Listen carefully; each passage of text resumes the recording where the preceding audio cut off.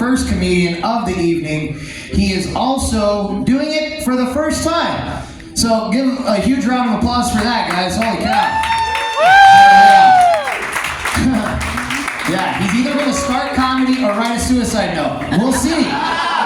Ladies and gentlemen, I want you guys to make some noise for the very funny Mr. Garrett Layla.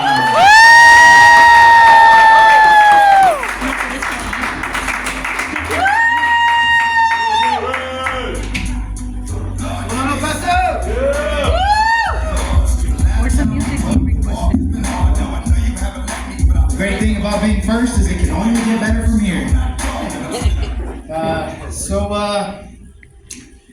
Yeah, first time doing this. Like you said, it could either be a rising star or a burning comet, one of the two. So give me a little bit of grace. I haven't been on stage since 4th grade, about 30 years ago. A little rusty. But anyway, how we doing today, El Paso? Woo! Don't lie to me, it's hot. Don't lie to me.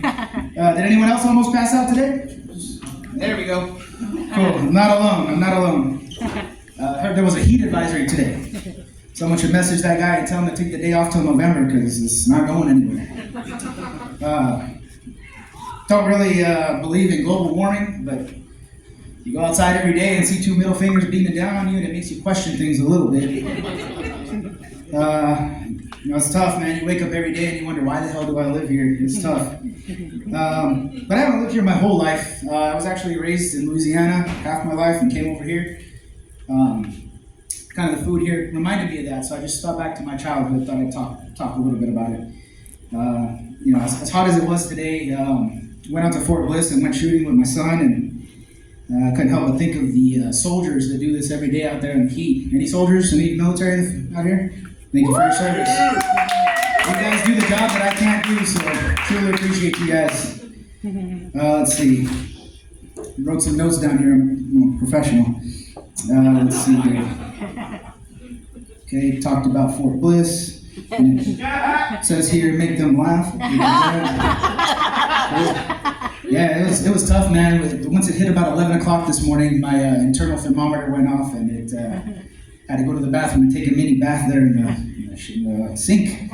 Rinse my hat, and I had to get in the car. It was really, really bad. But anyway, like I was saying, I was raised in Louisiana. A lot of the okra and stuff here reminded me of my childhood. Anyone ever been to Louisiana? Yeah. It's I always describe people that it's its own little magical place in the U.S. There's states, and then there's Louisiana. It's its own people. They got their own language. Waterboy was not an exaggeration. Farmer fan. If you ever talk to a true Cajun, you really do need a translator sometimes. You need a local there with you.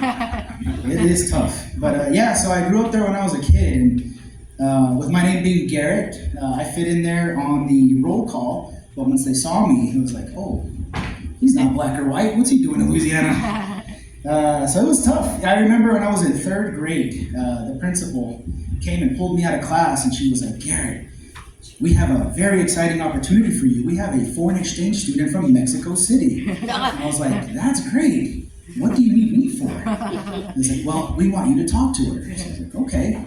So on my way to the office, I start thinking about the 5 words that I knew in Spanish. I knew bread, milk, I knew how to say what my name was, and I was ready to go and perform.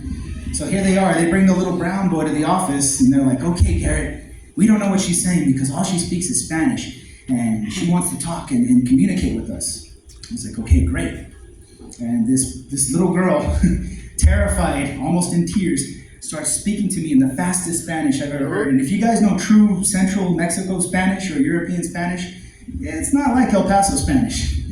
And her terrified ramblings are going on, and she's like looking at me with like this fear of death in her eyes, and she's like, I have no idea why I'm here, and this and that. And I was like, okay, I'm listening very carefully. And they're like, okay, Garrett, what is she saying? And she's like, I think her name is Maria. And that's all I got. So disappointed, the white principal was like, I thought you would know Spanish. And I was like, well, you could have asked. No, I don't know Spanish, because speaking Spanish in Louisiana is illegal. You speak English or French, and that's all you get. So come 12 years old, I moved back to El Paso with the most dirty Central Louisiana accent you could have ever heard, and had to switch modes into Spanish mode. And yeah, so I got teased a little bit because they were like, you know, hey, why are you talking like that? You're trying to put on that? I'm like, I don't know, man, it's just how I talk. And just, you know, deal with it. It'll go away on its own. And sure enough, I was calling everyone fool every other word in a couple of weeks. I was like, why do you guys call each other fool? That's what I had to learn. So anyway, coming back to El Paso, I was the whitest thing that people had ever seen. So going from Pancho Villa to John Smith, it was quite the transition.